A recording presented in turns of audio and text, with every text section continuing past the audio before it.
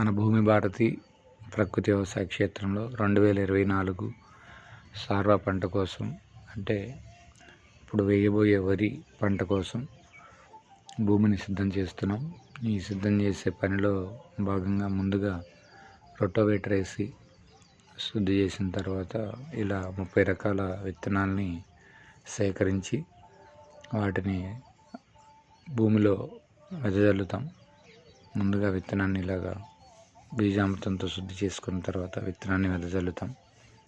ఈ వెదజల్లిన తర్వాత అప్పుడప్పుడు చిరుజల్లులు పడితే ఆ చిరుజల్లులకే ఈ మొలకలు వస్తాయి.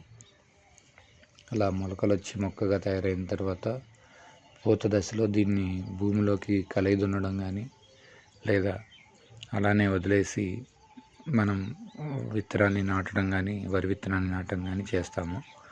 దీనివల్ల ఏంటంటే సహజంగా భూమిలో మొక్కకు కావాల్సిన సూక్ష్మ పోషకాలన్నీ కూడా లభ్యమవుతాయి.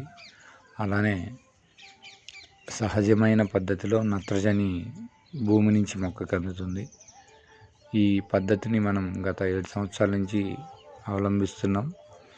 అలానే ఈ సంవత్సరంలో మన భూమి భారతి వినియోగదారులు మన దగ్గర నుంచి బియ్యం తీసుకుంటున్న ప్రతి ఒక్కరికి మనం ఏం చేస్తున్నాం అనేది మొదటి నుంచి క్షుణ్ణంగా తెలియాలని ఒక ఆలోచనతో ఈ వీడియో చేస్తున్నాం.